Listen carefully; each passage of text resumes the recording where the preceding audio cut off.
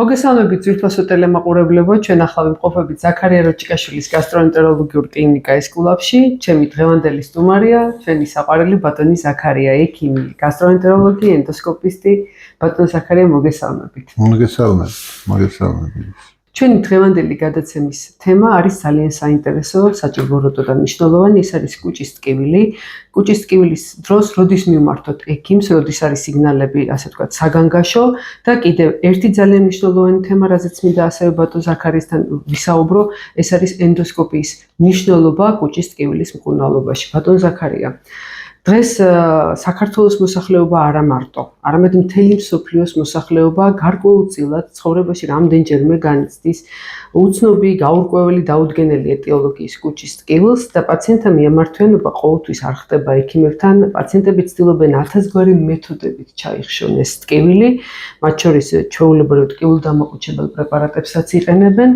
ძალიან ბევრი პაციენტი უჩივის ტკივილს მხოლოდ იმის შემდგომ, რაც იწყებს უკვე სხვა დაავადების გამო მკურნალობას და პირდაპირ გვიყვებიან ესე რომ დაუშვათ აწუხებდა სახსრების ტკივილი, ან ძვალსახსროვანი სისტემის და დანიშნულება მიიღო ექიმისგან და აი ამის მერე ატკივდა კუჭი. მთავარი არის ის, რომ ცნობადობა მე ვფიქრობ კუჭის ტკივილზე მაინც დაბალია.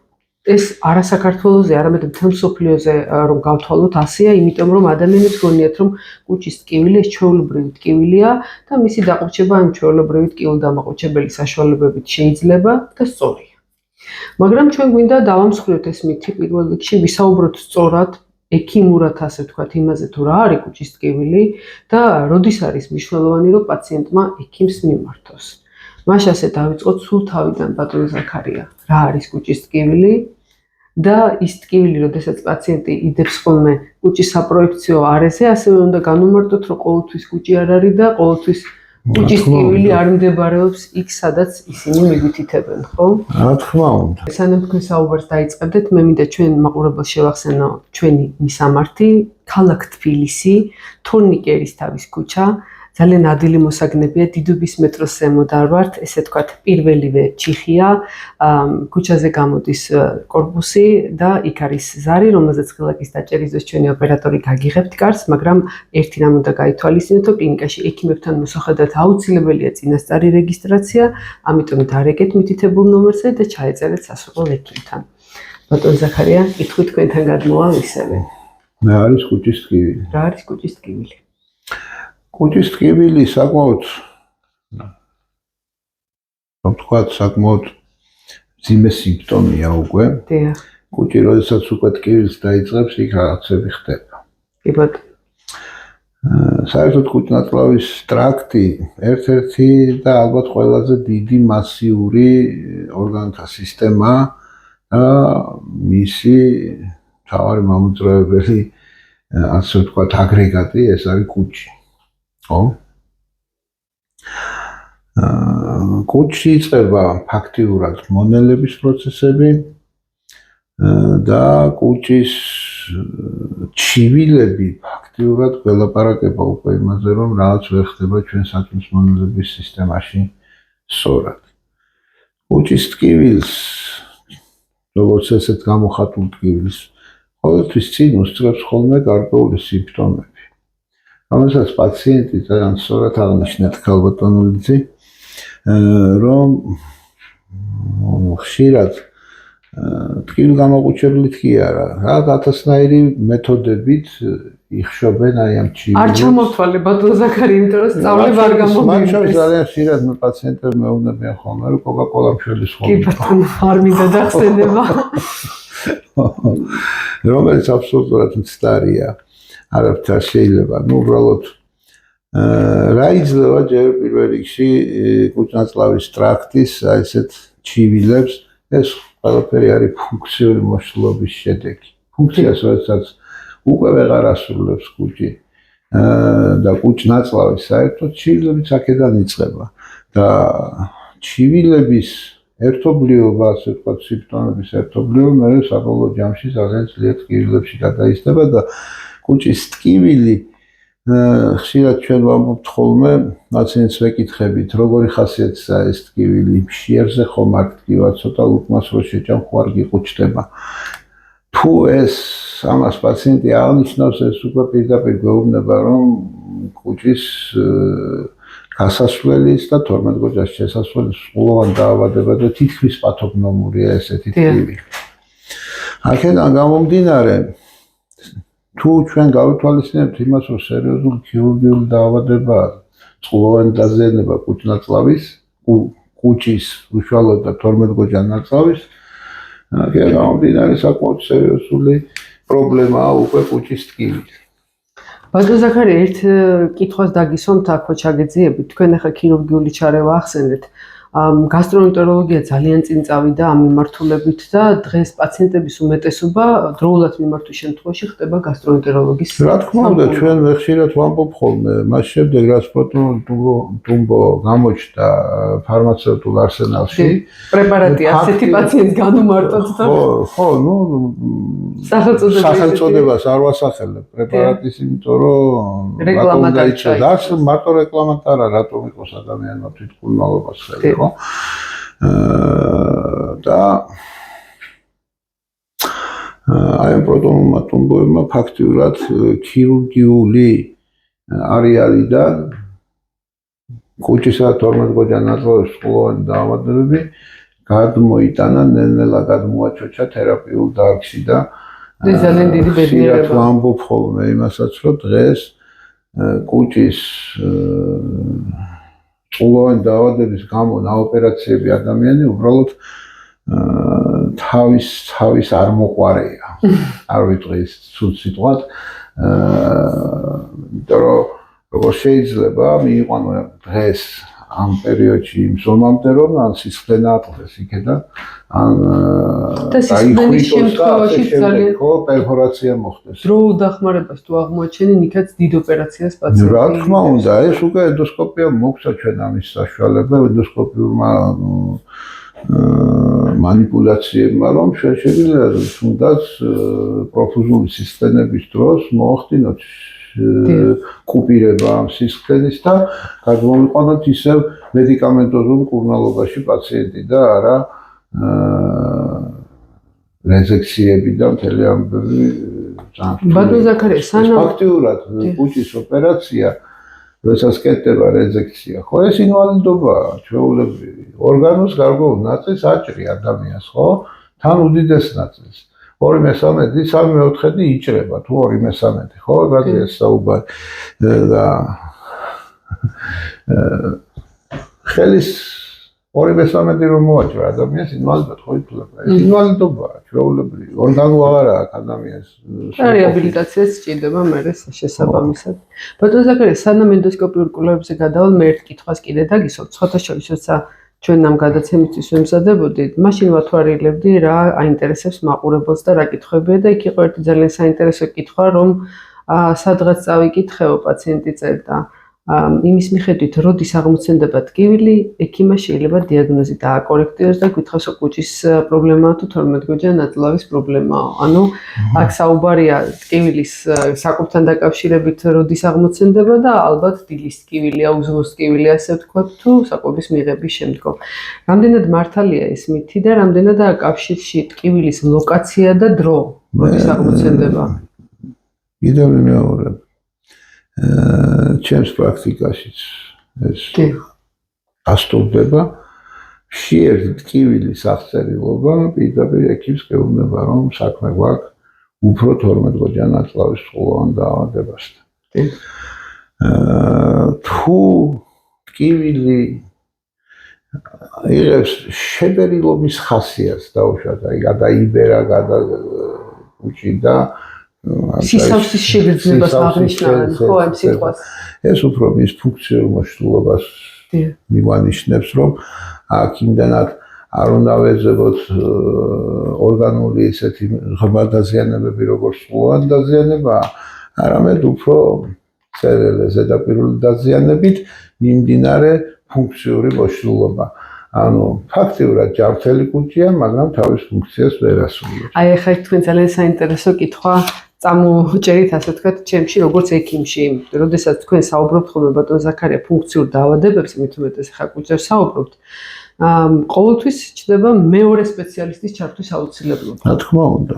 და ეს სპეციალისტი არის ხოლმე ძალიან ხშირად თუნდაც ნევროპათოლოგი მართალია, იმიტომ რომ ბოლო დროს ჩვენმა პრაქტიკამ გვაჩვენა რომ მარტო ნევროლოგი ხანდახან აღარ ყოფნის ამ საქმეს ისე შორსაც ასული ეს პრობლემები რომ თხოვულობს ხანდახან ნევროლოგი რომ ფსიქოთერაპიული დახმარებაც გაიგო, ამიტომ ჩვენ კლინიკას ამის საშუალებები აქვს. ფაქტია რომ კუჭის სტრესს არ ვპატიობს, ასე ვთქვათ, ხომ მართალია რაღაც ერთგვარად აძლევს რეაქციას და მით უმეტეს მე აღმოაჩინე რომ ბატონის არც ერთი ორგანო არ პატიობს, კი ბატონო, და არც სტრესის დამალვას ბატონ ზაქარია, ცდილობას რომ ის მე ძალიან შვიდი ვარ, ხშირად მომისმენია თქვენი პაციენტებისგან. რა თქმა მე ნევროლოგი დავუშვათ, იგი გეუბნება. ზოგადად ემოციური არ ვარ, ამას ხშირად ამბობენ ხოლმე და ამ დროს ემოციური რო არ არის გარეგნულად ადამიანი, ეს მისი აღზრდის შედეგია. დიახ. ესია აღზრდილი რო არ უნდა გამოაჩინოს. მაგრამ შინაგანის ფოთვას რას უშვება?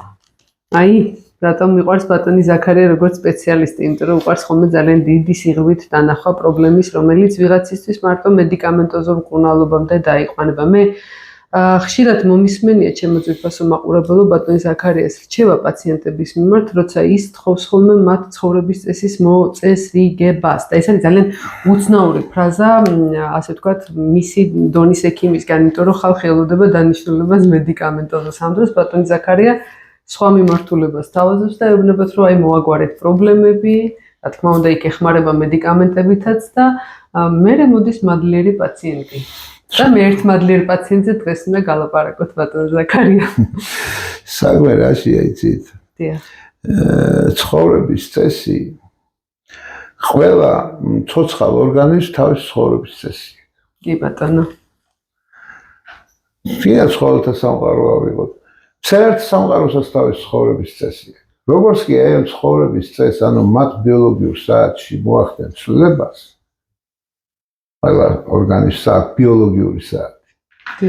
როგორც კი მოახდენ აი ბიოლოგიური საათის ვითომ კორექტირებას და შესყიდაზე გადაყვანას, აი მაშინ იწყება ზუსტად თავდავიწყება. მე მახსოვს ბატონ ზაქარია ერთი ინტერვიუ მაქვს თქვენთან ჩაწერილი, იქ თქვით ესეთი რაღაცა, რომ აი კომუნისტების დროს ეს პარტიოროს მაღალჩინოსნები რო იყვნენ, კრემლის სპეციფიკობით იყვნენ ისინი მომარაგებული და ძალიან მაღალი დონის საკვები მიეწოდებოდა ხიზილალაზე საუბრობდნენ. კი ბატონო. და რაში იყო საქმე იცითო? იმაში იყო საქმე, რომ ცხოვრება მაინც სტრესული ქონდათო და ხშირად ქონდათ ეს პრობლემები საჭმლის მომნელებლად, რაც ზუსტად მაშინ ახსენეთ მახსოვს ეს პრეპარატები, რომ საკვებს იმდენად დიდი მნიშვნელობა არ ენიჭება. დიახ. კუჭნაწლავის მუშაობაში. მას აქვს რესურსი, რომ ყველანაირი საკვები მოინახოს. და შეიძლება გაფუჭებული საჭმელიც ჭამოს. და არაფერი არ აქვს. მიხვდით ხო რას გეუბნებით? ხშირად უტრირებულად ვამბობ ხოლმე, ცოტა ეს უტრირებულია ეს, პაციენტისთვის მithქვია. შენ ბეტონის ნანგრევიც რო ჭამო. ვერ დაიზიანებ კუჭს თუ ის თავის ფუნქციას სწორად ასრულებს. გესმით ხო რას ვამბობ? რაშია საქმე? ფუნქციური მოშლილობა ძირითადად დამყარებული არის მოტორიკის მოშლილობასთან. კი ბატონო, აი ძალიან მნიშვნელოვანია ნუტრიციოლოგებისთვის საერთოდ შორის. მოტორიკა, როდესაც ალთას და ბალთას არის, ხან პერისტალტიკური ტალღები მოძრაობს თავისთავად და მას რაც უფრო ხშირად ჩაანაცვლებს ანტიპერისტალტიკური ტალღები, ერთი ევაკუატორული ფუნქცია იღება. დიახ. კუჭის ხო ფერხდება კუჭის საკვები. მეორე გახშირებული რეფლუქს ტალღებს გახშირებულად და უფრო დიდი ულუფებით შემოაქვს კუჭში ნაველი. ზუსტად იმ დროს, როდესაც მან უნდა იმუშაოს საკვების მონელებაზე. კი ბატონო. და სიმჟავის განეიტრალება ხდება, ვეღარ ასწრებს კუჭი იმდენი მჟავას წარმოშობას, რომ გადაძალოს ისიც და ცილას მოინელოს. და როდესაც გარემო ნეიტრალურია, რა მოხდება იქ? ლპობითი პროცესების მეტი არაფერი. აი ზუსტად ეს არის პრობლემა. და ეს არის ზუსტად შეფერილობის და აი ამ დისკომფორტების მიზეზი. და არა რაღაც ვიღაცამ თითქოს ნასოსთ გაბერა ადამიანი, აი ისია გაბერილი, ხო? და ზუსტად ესე ამბობს კიდე გაბერილი, ამას ადარებს. ორსულივით დავდივარო კაცი იძახის. დოლივით აქვს მუცელი ეს აღწერილი. ხელს მიაძებ და დაჭიმულია რა, დეფანსივით არის მთელი წინა კედელი, მაგრამ საკმარისია მისი კინეტიკა აღდგეს. კი ბატონო. იმ წუთში ეს კუჭიც მოეშვება, დამშვიდდება, კუჭს ეძლევა საშუალება, რომ ცილა სრულფასოვნად, რაც მას ეკუთვნის, დაამუშავოს. ყოველგვარი გაზების გამოყოფის გარეშე, იმიტომ რომ მონელების პროცესში გაზები არ გამოიყოფა. გაზები გამოიყოფა, ეს პოპითი გაზებია, სულ ყველა კიდე დაწლავებში, რომელიც მონელების პროცესების გარეშე მიმდინარეობს. მიხვდით ხო რას გეუბნა, თუ მონელების პროცესები ჩერდება, პოპის პროცესები წამოყოფს ხოლმე თავს და ეს გოგირდოვანი გაზებით შებერვა, ზუსტად ეს არის მიზეზი აი ამ დისკომფორტების, რომელიც შეიძლება ტკივილში იყოს. ზოგიერთ იზახის ზოგი რომ ვიბერები, მაგრამ იმდენად არ მაწუხებს. რატო? იმიტომ არ აწუხებს, რომ კარდია არ მუშაობს კარგად, მის კარდია ცოტა პირღიავს და მაგრამ ასეთ შემთხვევაში ხშირია ისეთი ტკივილამდე შემაწუხებელი არ არის ეს შებერება. მაგრამ თუ კარდია კარგად მუშაობს, ამაგერ ჩვენივრად კარგად იკეთებს, ამ გაზებს უკან არ უშვებს ის. და მაშინ იწყება საშინელი ტკივილი ღამის განმავლობაში. აი, განსაკუთრებით ღამე იწყება ეს, იქამდე მიყავს პაციენტი, რომ შეიძლება ადგეს ლოგინიდან, წავიდეს ტუალეტში, თითით აღებინოს, რომ მოისვენოს, უბრალოდ ძილი გააგრძელოს. ეს არის საშინელება და თუ ეს გრძელდება თვეობით, ეს ადამიანები უკვე ფაქტურად მოჯადოებულ წრეში ექცევიან, უკვე ეწყება შიში კვებისაც. და ეს უკვე მეორად დაჭრავს. ეს უკვე სხვა ექიმების ჩართულობას მოითხოვს. ასე რომ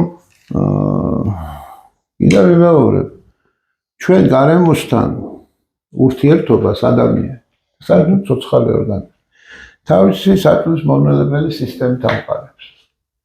ჩვენ გარემოს ვხედავთ, მაგრამ მასთან უშუალო კონტაქტი თვალებს არ აქვს. გვესმის გარემო, მაგრამ უშუალო კონტაქტი არ აქვს. ბატონო ზაქარია, ჩვენ უშუალო კონტაქტი გარემოსთან გვაქვს მხოლოდ საწვდის მომნელებელი სისტემით. გარემოდან ვღებულობთ, ვამუშავებთ და გარემოში ვაბრუნებთ. და ძირითადი ინფორმაცია ესაა ჩვენი ორგანიზმისთვის და არა ის, რაც ვხედავთ.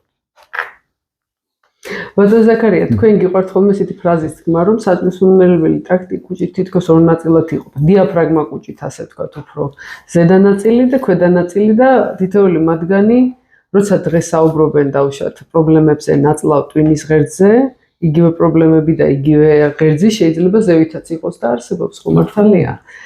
მე ერთი საინტერესო დეტალი ნახე აქაურ პაციენტებში, ჩვენ პაციენტებში, ასე ვთქვათ, რომ ისინი უკვე კვებითი აშლილობის ზღვარზე დგანან, იმიტომაც რომ როცა გასტროენტეროლოგიური პრობლემები აქვთ, თვითონ ცდილობენ შეარჩიონ ის მენიუ, რაც მათთვის ნაკლებად დამაზიანებელია. და კიდევ ვიმეორებ, აი თუნდაც თქვენი ავადსახსენებელი ერთ-ერთი არაალკოჰოლური სასმელი ახსენეთ, არ მინდა გამეორება და ბევრი სხვა პროდუქტი, რომელიც მათ ერთგვარ შვებას ანიჭებს და ფაქტობრივად იმიტომ რომ გაზრის წნევას კუჭი კიდევ უფრო მეტად ზრდის. და როგორც იქნება გაახსნევინებს კარდიას პირს და ამოაბოყინებს და ცოტა ხნით ისვენებს. აი ეს არის მეტი არაფერი. და თან იქ რაღაცა შემადგენლობაც ისეთია, რომ მონელებაში, ასე ვთქვათ, განეიტრალებაში ეხმარებათ მჟავე. მთელი რიგი ინდუსტრიული პროდუქტები მუშაობს იმაზე, რომ ადამიანებს ასწავლოს, როგორ დალიონ მინერალური წყალი, როგორ დალიონ და მიიღონ სხვადასხვა საკვები, მხოლოდ იმიტომ, რომ ეს კუჭაძლავის პრობლემები მოიგვარონ ექიმთან მისვლის გარეშე. და ეს არის ის პროპაგანდა, რაც ასე ვთქვათ, წალეკა, რამაც წალეკა ჩვენი ტელევიზიაც და ჩვენი ცხოვრებაც. ბატონო ზაქარია, ერთი საინტერესო დეტალი მინდა აქვე გავახსენოთ ჩვენს მაყურებელს. ახლა თქვენ საუბრობდით უკვე მკურნალობის მეთოდებზე, ქირურგიული ჩარევა ახსენეთ.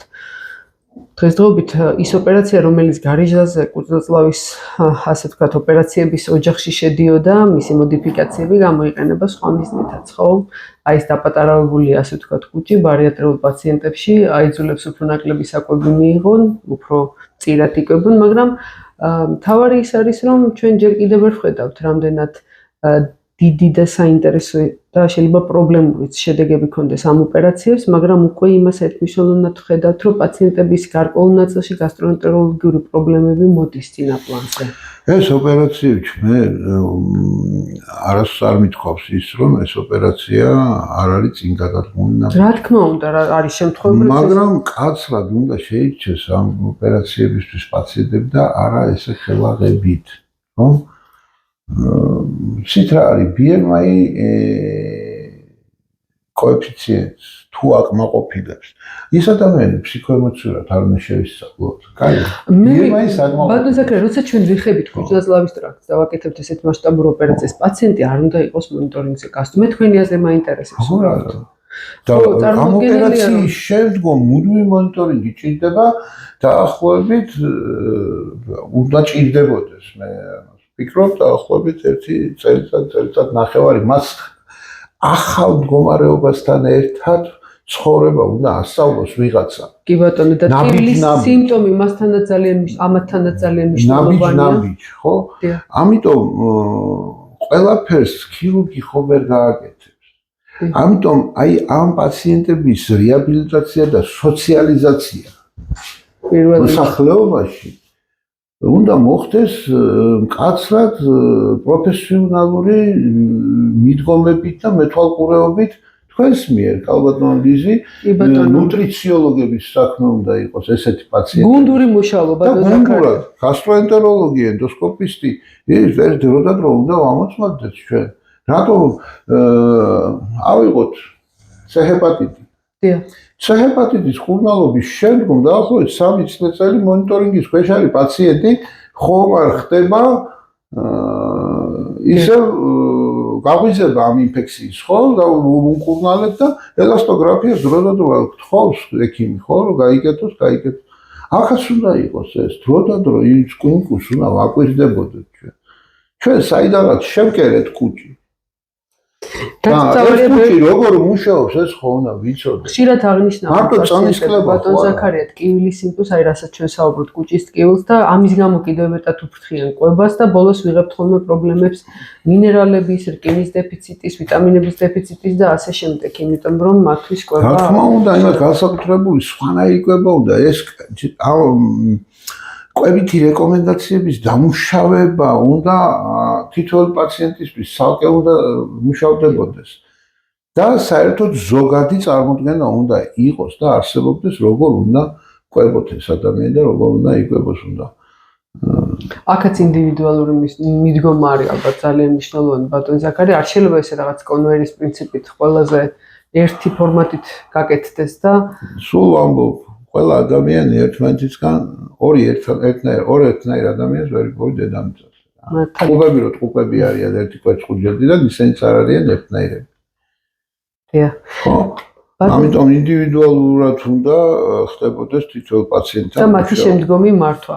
ბატონ ზაქარია, აი ინდივიდუალურ მოდგომაზე ვსაუბრობდი და მე ჩვენი კლინიკის ისტორიიდან ერთი ძალიან საინტერესო ეპიზოდი გამახსენდა. პაციენტი, ახალგაზრდა პაციენტი, დღეს უკვე საკმაოდ ისეთი ჩამოყალიბებული მამაკაცია, ახალგაზრდა მამაკაცი, რომელმაც რამდენიმე წლის წინ მოგმართათ თქვენ პრობლემით, რომელიც ვერ გვარდებოდა იმ საზოგადოებაში, იმ მხარეში, სადაც ის ცხოვრობდა და პრაქტიკულად პრობლემა მდგომარეობდა იმაში, რომ არავინ ხელს არ კიდებდა ამ პაციენტს. მე ვიტყვი ცოტა ისეთი ფრაზა ალბათ ექიმისგან ეს. არა, როგორ არ კიდებდნენ, მაგრამ მეუბნებოდნენ, რომ უნდა გაკეთებულიყო კოლექტომია.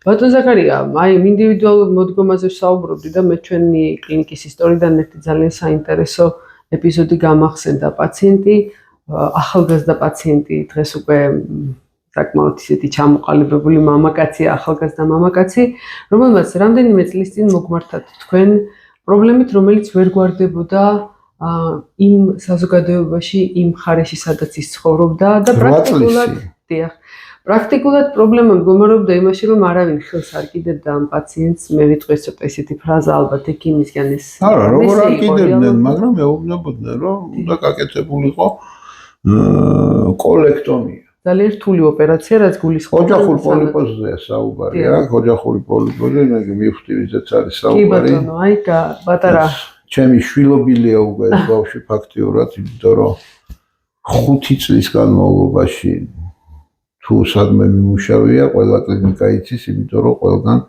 დრო ჩამოდიოდა და პოლიპებს ვკვეთდით. პატარა ბიჭი, რომელიც არის აფხაზეთიდან, აი ეს მინდა რომ ნახოთ აქ არის მისი ნებართვით რა თქმა უნდა ვაკეთებთ, მისი ოჯახის, იმიტომ რომ ის ადამიანი დღეს იმდენად მადლიერია ბატონი ზაქარიასი, რომ აი ესე ვთქვათ, სასუქრეთ ზანის ეს სურპრიზები ეხება ხოლმე, ირაკლი. მაისურზე დახატული ესეთი ხო. რატომ გამახსენდა ეს ისტორია? ეს იყო მაგალითი იმისა, რამხელა მნიშვნელობა აქვს ინდივიდუალურ მიდგომას პაციენტთან, შემდგომ მონიტორინგს და ზედამხედველობას პაციენტმა, რომელმაც კლინიკას მიმართა პრობლემით, ეს ბატონმა ზაქარიამ ახსენა, ეს ბრალობითი პოლიპოზი იყო და ბატონმა ზაქარიამ აიღო თავის თავზე პასუხისგებლობა. ძალიან რთული იყო ეს ამბავი, იმიტომ რომ შეიძლება მოგვიყევით, იმიტომ რომ ეს ისტორია არის მართლა ძალიან რთული ამბავი იყო. რთული ემოციურად და რთული ფსიქოლოგიურად, მორალურად სხვა შორის. იმიტომ რომ ფაქტიურად ბატონო, როგორ მოგძებნათ ჯერ პირველი კითხვა მაგა ეს ხალბატონ მანანა ზაქარია არის ჩვენი კოლეგა, პულმონოლოგი და ჩვენ ერთად მუშაობდით ტატიშვილის ცენტრში. არიჯანის ქუჩაზე. ხო და ეს ხალი შემოვიდა და ამ ხალბატონმა მითხრა რომ ჩემი ნაცსავები არიან, ახლობლები არიან ძალიან, რომლებიც ჩამოსულები არიან და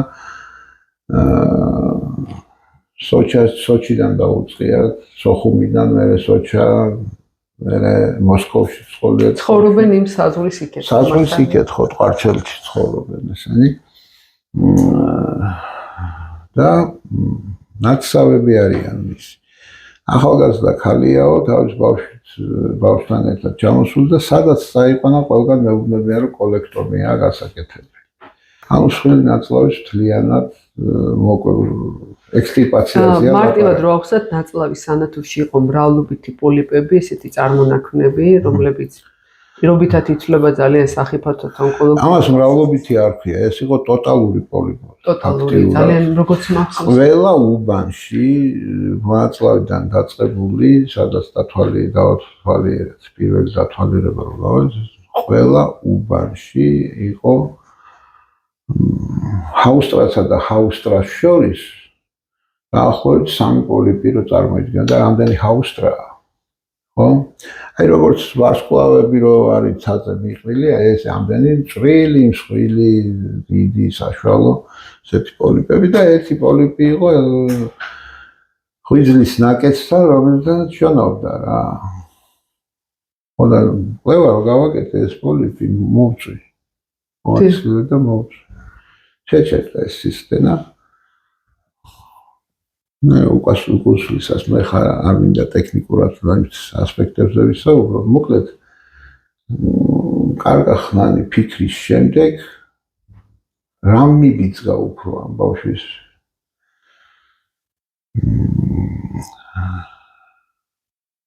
8 წლის იყო თუ არ ვცდები.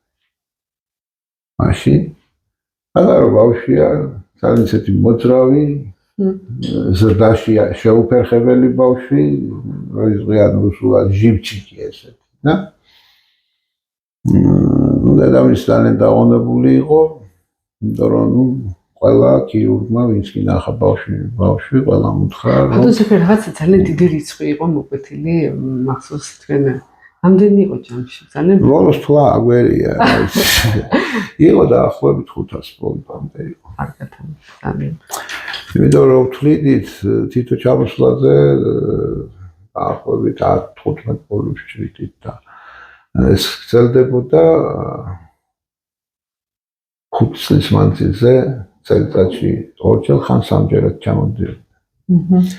Ну тактика ვიცით, ცოტა უცნაური, ჯერ მინდა მორალური მხარე გითხრათ, ეს ბავშვი ესეთ პატარა ასაკში, 8 წლის ასაკში, ნაწლავის გარეშე რო დარჩენილიყო, ну ფაქტიურად ეს ინვალიდობა იქნებოდა მისთვის. მამამისიც ოპერაციებია ნაწლავზე, ოღონდ თუ არ ვცდები 38 წლის ასაკში. და კარგად არის.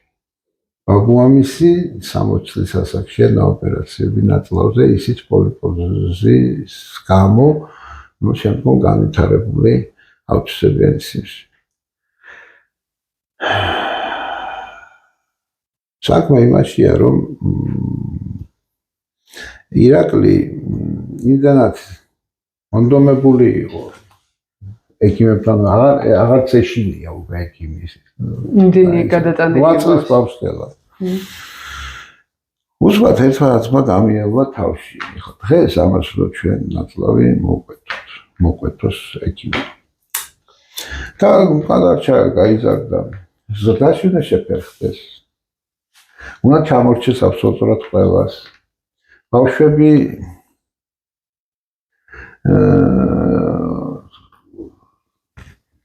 არა ვინც გაიგებს ამ ამბავს როგორ რანაირად რო გაიზრდება გულში ვიფიქრე მამის ხო შეიძლება მოუტრიალდეს თქვენ კაი ადამიანი შეიძლება რას მერჩოდით 8 წლის ასაკში ცოლი მომეყვანა და მე გავიკეთებდი ამ ოპერაციას სულ ადამიანური მომენტია რა ხო და რახან ისეთი პოლიპი მოვჭერით ყველაზე დიდი იყო ის და უკვე დაზიანებული და სისხლიანი ხო ვიდეს ნაკეთს და პასუხი მოგვივიდა იქიდან ერთი თვისებიანი აბსოლუტატიპის გარეშე ესეთი თანდაყოლილი პოლიპის დიაგნოზი. გაიხან ფიქრიც მერე გადავწყვიტე რომ დრო და დრო ჩამოსულიყო თუ შეძლებდნენ. დავათვალიერებდი ნაწლავს ყველაზე დიდ პოლიპს რომელსაც ვნახავდი იმას მოვკვეთდი და ქვემოდან სწორ ნაწლავიდან დაწყებული ვიყვებოდი ნელ-ნელად დიდი პატარა წვრილი რომ გამეთავისუფლები რაღაცა მანძილი გამეთავისუფლები რომ მსხვილი ნაწლავი რომ შენარჩუნებოდი.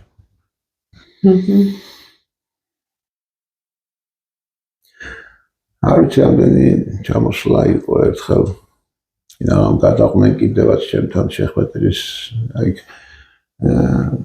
ენგულში რაც ქალი რო დაიხჩო თუ გადმოდიოდნენ და თურმე იმათთან ერთად ყოფილან ესენი და ესენიც გაიტაცა მაგრამ ესენი გადარჩნენ დედაშვილი ნუ არ ვიცი ამ ხალხმა რა გადაიტანა ამ სიარულებში აკეთიკებ ნუ ყოველ შემთხვევაში გავიმარჯვეთ 3 წლის წინ ირაკლის გაუკეთეთ ოპერაცია იმიტომ რომ დაახლოებით 60-65 სანტიმეტრი ნაწლავი გავათავისუფლე აბსოლუტურად პოლიპების ნასახი აღარ არის და მარჯვენა მხრივი ჰემიკოლექტომია ბატონმა მერაბ ჯანელიძემ გააკეთა ხუთიანზე იმიტომ რომ აღარ შეიძლებოდა ამის კიდე და კიდე არება 60 სანტიმეტრიანი ნაწლავის სრულიად საკმარისია ბავშვისთვის დადის ახლა ფეხბურთზე აიკიდოზე განვითარების დონით აბსოლუტურად არ ჩავშეთ თავის თვალებს ასწრებს კიდევაც არის ბედნიერი და გვაქვს მუდმივი კონტაქტი აი ეს არის რატო ვამბობ აქ არაფერი განსაკუთრებული არ გავიკეთებია ჩვენ უბრალოდ ზედმეტად ვიწვალეთ ზედმეტად ვიწვალეთ თორე პოლიპექტომია რა არავის არ გაუკეთებია როგორ არ გაუკეთებია მაგრამ ის ძალიან ადვილია როცა ერთი პოლიპია და ოპერაციის მასშტაბი შემცირდა ბავშვმა გადავადდა ოპერაციის მასშტაბი შემცირდა ასაკიც გაზილი იყო უკვე დიდი იყო ჩამოყალიბებული და გაკეთდა უკვე ფაქტიურად 14 წლის იყო უკვე რომ ეს ოპერაცია გაკეთდა და შედეგიც შესაბამისად ბევრად უფრო კარგი იყო ვიდრე იქნებოდა იმ ასაკში როცა არა იმ ასაკში ახლა მას მუდმივად ელექტროლიტების გადასხმა დაჭირდებოდა ის ნუტრიციოლოგი ძირითადად მინერალებით ჩვენი ორგანიზმი მსხვილი ნაწლავიდან იკვებება და ეს მსხვილი ნაწლავი როცა არ არის ძალიან საინტერესო ისტორია. ისტორია საინტერესო და ემოციურად უფრო საინტერესოა, ვიდრე სამედიცინო თვალსაზრისით. არა, რატომ პირიქით. სამედიცინო თვალსაზრისით, ну, ჩვეულებრივი ამბავი უბრალოდ ჩვეულებრივი, იმიტომ რომ პოლიპექტომია ენდოსკოპის მაგააკეთა პოლიპექტომია რა გამოხდა მე. მაგრამ რამდენი ერთ და იგივე პაციენტი ჩამოდის დღესაც გნახულობს კლინიკაში. კი ბატონო, ველოდები ახლა აგვისტოში ჩამოვა კიდე ერთ კონტროლზე. ჩვენი პატარა ვაჟკაცი ასე იყო ოქტომბერში იყო, აგვისტოში ფიქრობენ რომ ჩამოვიდნენ თუ მოახერხეს და ასე რომ მე რატო მინდა რა მინდა რომ ჩვენო მოსახლეობამ გაიგოს, აი თვითონ პაციენტს ჭირდება ინდივიდუალური მიდგომა და არა მარტო დაავადების მხრიდან და უყუროთ პაციენტებს, არამედ მომავალში მე ჩვენი თან ურთიერთობის მე მომავალში როგორი ცხოვრებენ, როგორ განვითარდებიან, ჩვენ კი გასაგებია რა სწავლე მომენტი და ცხოვრების ხარისხი ზრუნვა რა თქმა უნდა. ხარისხი როგორი იქნება ის ცხოვრების, ამაზეც უნდა ვიფიქროთ. აბსოლუტურად გეთანხმებით, იმიტომ რომ მარტო უშოთ. ხო. შეიძლება რომ გაიზარდოს ადამიანი პატარა ბავშვი და გაიზარდა და ნეტა რას მეჩვენა თუ ხდებოდი მოხდარი ეს რო თქვა, გამიგია, ესე იგი არაფერი აღარ არის უკვე ის შენი მუშაობა იმ მომენტში რაც ხარ. აი ეს ლამაზი ვაჟკაცი არის ეს ბიჭი ჭიქას თუ დააკვირდებით. ირაკლი კადუა. ძალიან ბევრი მადლობებით არის შიგნით, ასე ვთქვათ, მოჭედი. ეს თვითონ მოუფიქრებია თვითონ და ერთ დღეს რომ ესტუმრა აწერია პატარა ირაკლისგან ბატონ ზაქარიას, მადლობებია და მე იმედი მაქვს რომ ირაკლი უყურებს ჩვენს გადაცემას, მათ გამოწერილი აქვს ჩვენი გვერდი, აქედან მინდა მივესალმო, მინდა ვთხოვ რომ ჩაგვერთონ და გვიკომენტარონ ჩვენი გადაცემა და შემდგომ გადაცემაში აუცილებლად ჩაგვერთონ და მოგვიყვნენ როგორ არიან თავიანთი ისტორია. ირაკლი ბატონ ზაქარია თქვენს გამო გადაწყვიტა ერთი პერიოდი ექიმობა და ეხლა გადაუფიქრებია იურისტობა გადაწყვიტა, იმიტომ რომ სურვილი აქვს რომ თბილისი და სოხუმი ერთმანეთს იურიდიულად ჩაახუტოს, ასე ვთქვათ და დააკავშიროს და წარმატებები მას ამ შესანიშნავ სურვილის ასრულებაში. აი ეს პატარა ვაჟკაცია, რომელსაც ჯანმრთელობა და დიდხანს სიცოცხლე მინდა უსულო და ბედნიერება, რა თქმა უნდა. ბატონ ზაქარია, ჩვენ ხა ენდოსკოპიურ კვლევებზე გადავედით, როდესაც ყვებოდით ირაკლის ისტორიას და აქაც მინდა გითხოთ კუჭის შემთხვევაში, მისი ტკივილის შემთხვევაში, ჩვენ კლინიკაში, რა ვიცი, ვფიქრობ, რომ ერთ-ერთი ყველაზე მაღალი დონის მომსახურება გვაქვს, არა მარტო საქართველოს, არამედ მე პრეტენზიას ვაცხადებ, რომ მსოფლიო მასშტაბით ჩვენ ვაკეთებთ ენდოსკოპიურ სრულკვლევებს, ანესთეზიითაც იმ პაციენტებისთვის, ვისაც ეს ან სურს, ან ჩვენება აქვს ამისი და მინდა კიდევ ერთხელ დაუდასტუროთ პაციენტებს, რომ ის მითი, რაც არსებობდა აი ამ პროცედურის სირთულეზე, მტკივნეულობაზე და სიმძიმეზე, ნამდვილად იმიტომ რომ პაციენტი პრაქტიკულად ძალიან კომფორტულ თანამედროვე გარემოში ჩვენს კლინიკას დღეს ამის ამბიცია უკვე აქვს, იტარებს პროცედურას, რომელიც საკმაოდ ხანმოკლეა, ესეც მინდა უთხრათ პაციენტებს და რომელიც არის ძალიან ინფორმატიული.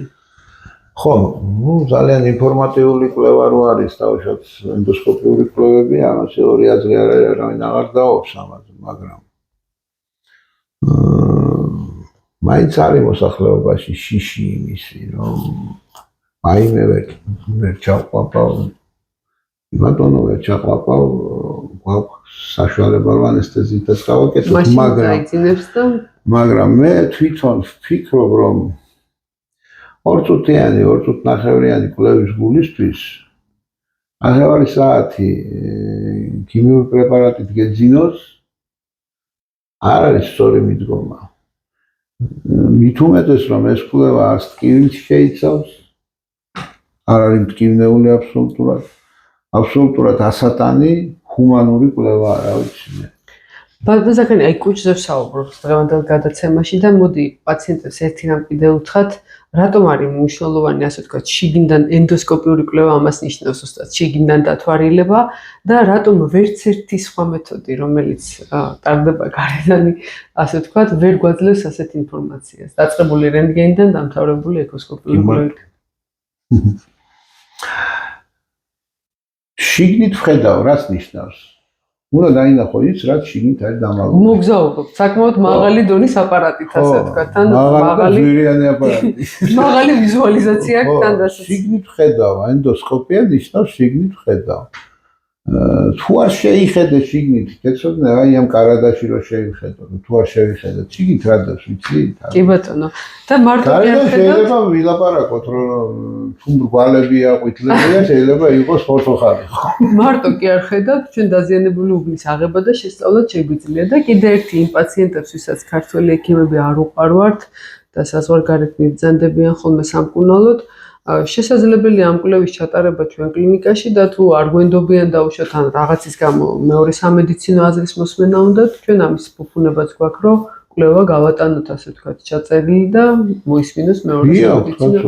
ყველა პაციენტს ეს მისი სურვილის სამგია, ჩვენ და ყველას რაღაცა რთული ოპერაციული ჩარევის წინ შეუძლიათ ჩაიტარონ აქ, იმიტომ რომ ეს მნიშვნელოვნად იაფია საზღვარგარეთთან შედარებით აქ ჩატარება, ქართული ფასებია, ასე ვთქვათ და შეუძლიათ წაიღონ აქედან გამზადებული. არა, მარტო იაფია, იქ კვლევაზე რო ჩაიწეროს ადამიანი 4 თვე უნდა ლოდი. კი ბატონო, ამიტომაც ყავს ხშირად ემიგრანტები და კიდე ერთხელ მინდა მოვიკითხო ისინი, რომლებიც ქართველი მით უმეტეს ადამიანები, რომლებიც უცხოეთში ცხოვრობენ და თვეობით ელოდებიან მართლაც ექიმებს და ჩვენთან ძალიან კომფორტულად ვაკეთებთ, რიგის გარეშე ვახერხებთ ხოლმე რაღაცნაირად ისე ჩავწეროთ, რომ არ იყოს მათთვის ლოდინი. რა ვიცი, ეს ძალიან დიდი კომფორტია დღეს. ბატონო ზაქარია, ძალიან საინტერესოა თქვენთან საუბარი ყოველთვის. მე ეს ირაკლის ისტორია სულ მინდოდა, რომ როგორ მე გაგეხსენებინათ, კი რა, მოგეყოლათ ყოველთვის გერიდებათ ხოლმე ამაზე თითქოს აი ეს თავდაბლობის გამო და მე ვფიქრობ, რომ ეს ჩვეულებრივი თითოეული ლამაზი თბილისური ისტორია. კი ბატონო და რაღაცა ძალიან თბილი ისტორია მართლა ლამაზია, კი ბატონო. თან მით უმეტეს ეს ადამიანები ჩვენი ქვეყნის ნაწილები არიან. დღეს მოკითხა მინდა მედიკოსაც გადავცე, არაჩვეულებრივი ოჯახია. და მინდა რომ წარმატება გისურვოთ ბატონ ზაქარია და ბევრი ესეთი მადლიერი პაციენტი, იმიტომ რომ აი ამდენი წელი გავიდა და კიდე მოდის ირაკლი და მოაქვს ეს სიხარული თქვენთვის. მე თვითონ ვარ შესწრებული შეხვედრის სცენას.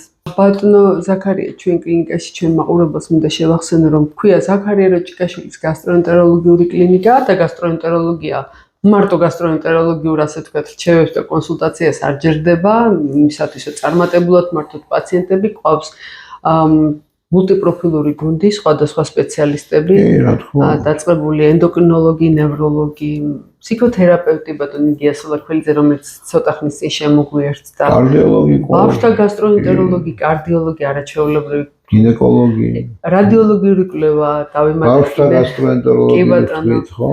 ძალიან ბევრი სპეციალისტი ყავს, გინეკოლოგიც ყავს, კი ბატონო. ხო, ეხლა ვცდილობთ, რომ რაღაცნაირად გარკვეულ მოლაპარაკებებს ვაწარმოებთ და ძალიან მინდა, რომ რევმატოლოგიც ჩაერთოს ჩვენთან. ახალი თანამშრომლები შემოგვემატნენ და რევმატოლოგს აუცილებლად დაჭირდება სახსრის ენდოსკოპია, კი ბატონო, ართროსკოპია, ეხოსკოპიური კვლევა სახსრის. ყავს უკვე სახსრის ეხოსკოპისტიც, ყავს კარდიოეხოსკოპისტი, ჩვენ კარდიოლოგიური მომსახურებით თავიდან ბოლომდე შეგვიძლია მოამსახუროთ პაციენტებს და რა თქმა უნდა პროქტოლოგიც ასევე იმიტომ რომ პროქტოლოგი თავისთავად ეხლა გასტროენტეროლოგიაზე მოგმოყიდა პროქტოლოგი. ბატონო ზაქარია, ჩვენ კიდე ერთი ჩვენ დავამატეთ ბინაზე მომსახურების სერვისი, რაც ასევე ძალიან კომფორტულია. ჩვენ ვართ ერთ-ერთ ყველაზე განვითარებად და დასახლებად უბანში ეხლა. და სხვაშორის ფაქტიურ ცენტრში თბილისის. თბილისის ფაქტიურ ცენტრი ესაა. სხვათა შორის ძალიან ლამაზად და კარგად ვითარდება ჩვენი უბანი, არაჩვეულებრივი და საკმაოდ ელიტარული დასახლებაა ჩვენთან აგერ კიკუძის პარკის მიმდებარე ტერიტორიაზე, რომელშიც არის ძალიან დიდი მოსახლეობა და შესაბამისად მათთვის ძალიან მნიშვნელოვანია ტერიტორიასთან ახლო დაუშვათ მაღალი დონის სამედიცინო მომსახურების მიღება. ჩვენი მობილური ჯგუფი ძალიან სწრაფად იქნება ბინაზე გამოძახების შემთხვევაში და აი ეს დამატებითი სერვისი, რომელიც ვფიქრობ, რომ ძალიან კარგი იქნება მათთვის. ეს არ იქნება მხოლოდ ლაბორატორიული მომსახურება, რასაც ჩვეულებრივ პროვაიდერები თავაზობენ. ბინაში შეგვიძლია ეხოსკოპიური მომსახურება, ლაბორატორიული, ყველა ლაბორატორიული კვლევას ვაკეთებთ და პორტატული მაღალი. ესაც ნელა უფრო და უფრო დაიხვეწება, ახალი დაწყებული გვაქვს ჩვენ ეს და ნახოთ. კი ბატონო. თავარი გამოგჩათ ხალბატონის. ყველა დარგი ჩამოვთვალეთ, თითქმის ყველა ყოლია და ნუტრიციოლოგი რო ყავს. კი ბატონო. ხალბატონი ლიზი ძვირფასო ჩემო პაციენტებო, ჩემო მაყურებლებო. ხალბატონი ლიზი გახლავთ საკმაოდ მაღალკვალიფიციური ნუტრიციოლოგი, ენდოკრინოლოგი და პლუს მაგას გამოცდილება აქვს რეანიმაცია ანესთეზიოლოგიის. რატო ვამბობ ამას? იმიტომ რომ ძალიან კარგად იცნობს ადამიანის ფიზიოლოგიას. ამიტომ მას ძალიან მადლიერი და კარგი პაციენტები ყავს. დიდი მადლობა ბატონ ზაქარია. ჩვენ აუცილებლად გაითვალისწინეთ, იმიტომ რომ გასტროენტეროლოგია არ არის მარტო გასტრონომია, ის მიმულია ნუტრიციოლოგიას. კი ბატონო, ჩვენ ძალიან ბევრი საინტერესო გეგმა გვაქვს. მე თუნდაც ბატონი გასთან ერთად გეგმავთ ხო პროექტებს. კი, ავტორია იმ წიგნის, რომელიც ჩვენ უკვე მოვახერხეთ და გამოვუშვით. დიახ, ჩვენ კიდევ მუშაობთ და მუშაობთ ვაგრძელებთ მუშაობას. ბატონ ზაქარია, კიდევ ერთი მინდა დავაანონსო, ჩვენ ძალიან საინტერესო გეგმები გვაქვს პატარ-პატარა პროგრამებივით, ასე ვთქვათ, რომელიც უნდა გავშალოთ და მიმართულებით, აი თუნდაც ძვალსახსროვანი სისტემის დაავადებები ახსენეთ, როგორც კი რევმატოლოგიური სამსახური ამუშავდება და ჩვენი, ასე ვთქვათ, სახსრის სრულფასოვანი კვლევა გახდება საჭირო, პირველ რიგში რომ აი მიმართულებით იქნება ტკივილის მართვა და მკურნალობა, ასევე ვფიქრობ ჩვენ ფსიქოთერაპევტთან ერთად კვებითა შილობებზე მუშაობა, რაც დღესდღეობით არის ერთ-ერთი უდიდესი პრობლემა საქართველოში. ფაქტობრივად ამით ფსიქიატრიასაც გადავწყვეტებით. კი ბატონო, გადავწყვეტებით, არ ჩვეულებრივი ნევროლოგიც ყავს, ბატონი გია ყავს ფსიქოთერაპევტი და ასევე მინდა თვითონ ექიმებსაც გაუკეთო შეთავაზება, რომ თუ გსურთ გახდეთ ჩვენი გუნდის წევრი და გაქვთ რაიმე განსაკუთრებული იდეა, ის რასაც ფიქრობთ, თუ სხვა კლინიკაში ვერ განახორციელებთ, ჩვენთან მოგზავნით, ჩვენ ყველანაირად ხელს შეგიწყობთ. ღია ვართ, ასე ვთქვათ, იდეებისთვის და სიახლეებისთვის. ახალი და საჭირო იდეებისთვის ყოველთვის მზად ვართ ჩვენ, რომ ჩვენი შეძლებების ფარგლებში დავეხმაროთ ადამიანებს და ყველანაირად ხელს შეგიწყობთ. განსაკუთრებით ახალგაზრდებს შეგიწყობთ ხელს. კი ბატონო და ასევე ვაპირებთ კოლაბორაციას ახლომდებარე სამედიცინო ცენტრებთან, იმიტომ რომ ის რაც ჩვენ გვაქვს მომსახურების სპექტრი ცოტა არ იყოს უფრო იშვიათი და უფრო ისეთი არის ხომართალია, ამიტომაც აი ეს მიმართულებაც იცოდეთ, თუ ახლომდებარე პოლიკლინიკების იქნება თუ სამედიცინო ცენტრების პაციენტი ბრძანდებით, დღეს თქვენ შეგიძლიათ ჩვენი მომსახურება, ასე ვთქვათ, იქიდანაც დაიმატოთ, იმიტომ რომ ჩვენ მათთან ძალიან კარგი კოლეგიალურ ურთიერთობას და მოლაპარაკებებს ვაწარმოებთ. ძალიან კარგი ბატონ ზაქარია, დიდი მადლობა მინდა მოგახსენოთ კიდევ ერთხელ ძალიან საინტერესო საუბრისთვის და ჩვენს ძვირფას მაყურებელს მინდა უსურვო ჯანმრთელობა და მინდა ერთხელ კიდე გაგახსენოთ, სად მოგწანდეთ ჩვენთან. ეს არის ქალაქ თბილისი, თორნიკე ერისთავის, ხაზგასმით ვამბობ, იმიტომ რომ ერისთავის ქუჩა რამდენიმეა, თორნიკე ერისთავის ქუჩა, ჩიხი პირველი, დიდუბის მეტროსთან ვართ ძალიან ახლო, ვინც იქიდან მოგწანდებით. თუ არა და ნაძალადევიდანაც ძალიან ახლო, მე რომ გითხოთ ბატონ ზაქარია. ყოფილი კინო საქართველოსთან, კინო საქართველოსთან არის მეორე შუქნიშანი და დიდუბის მეტროდანაც არის მეორე შუქნიშანი. ერთი გაჩერება მგონი ავტობუსის, ხო თუ არც ბატონ ზაქარია? მე მგონი არც. ჯანმრთელობას გისურვებთ, ჩემო კარგებო. მადლობა.